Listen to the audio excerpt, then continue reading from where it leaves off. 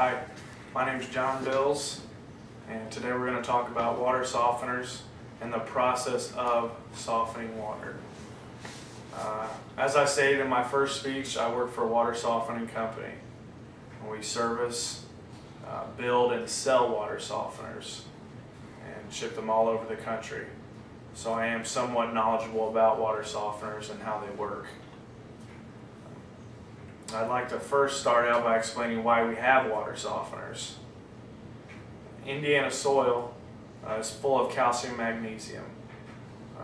It's basically a limestone field loaded with calcium magnesium. Water falls out of the sky soft. When it hits the limestone and the soil, it picks up the calcium magnesium. That is what is termed hard water. It's water that has the lime or calcium magnesium introduced into it. That's where the term hard water comes from. What the hard water does, it causes problems for a lot of homeowners and business owners, anyone that uses water.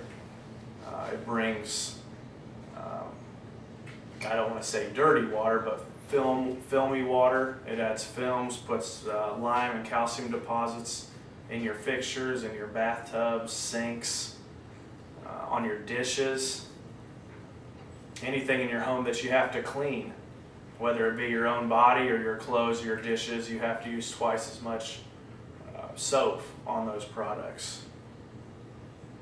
And those are just some of the problems that hard water gives us. The solution is to remove the calcium magnesium, turning the soft water to hard water through a process called ion exchange. Ion exchange is accomplished with the help of a water softener. There are many types of softeners. There's all kinds of companies out there that sell all types of different softeners. But as far as the actual how the water, how you get soft water, that process is basically the same through that ion exchange. Most softeners are made up of a tank, usually made of fiberglass. That tank is filled with ion exchange resin. There's usually a timer and a water inlet and outlet, or a bypass, that accommodates the resin tank. The actual process of water softening starts when you turn on the water. When you turn on the water in your home, the water flows through the inlet of the water softener. The water then comes in contact with ion exchange molecules. You have the water, which is positively charged with the calcium magnesium.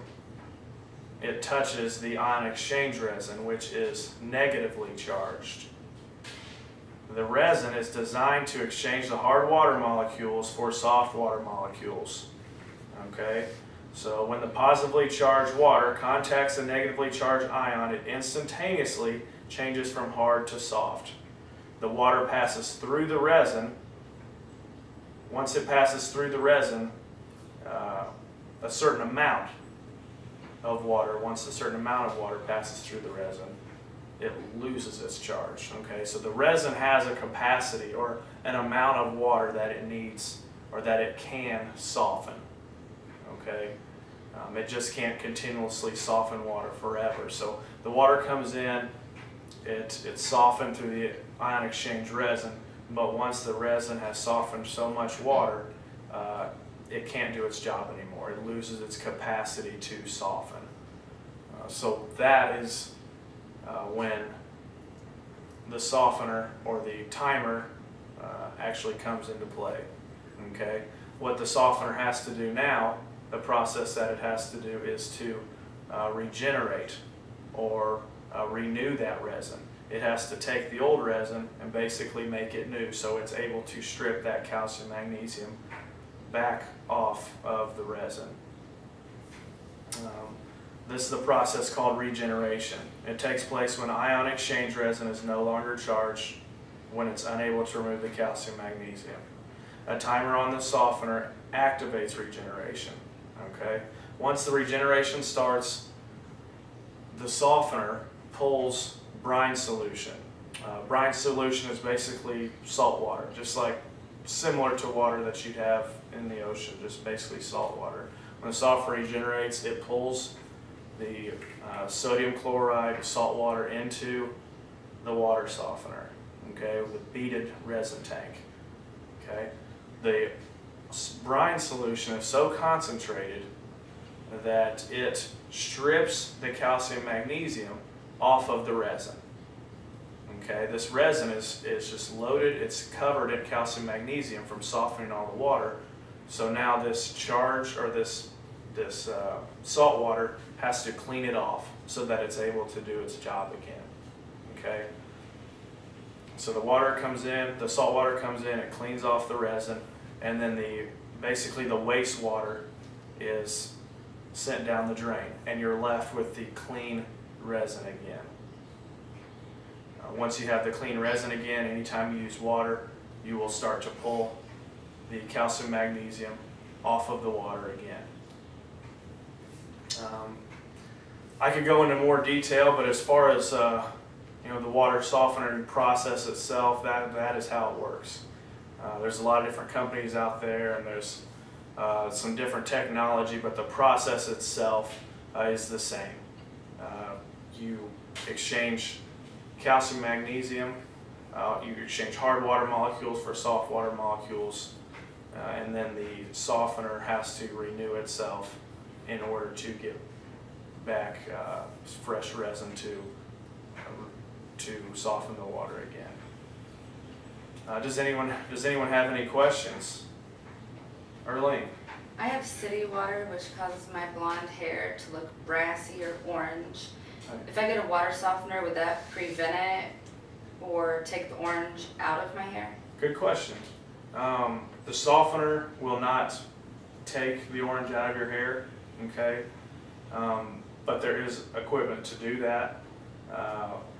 That comes from chlorine in the city water. So what you can do is look into some equipment, maybe carbon filtration, that will remove that from the water so that you wouldn't have that problem anymore. Thank you. You're welcome. Does anyone else have any questions? Patty? Yeah, can the water softener give me drinking water? Great question. That's a great question. Most people, even myself, before I worked for the company, thought that softened water was good for everything, from cleaning to drinking and so on, but it's not. That's the furthest thing from the truth. As I explained earlier, we introduce sodium salt water into our water to clean it. Well, when that water comes into the house, it still has a very high concentrated sodium content, so it is not good for drinking because it has so much salt in it. Having said that, there are systems that will clean the water, reverse osmosis systems. They purify it so that you have water specifically for drinking. Any other questions?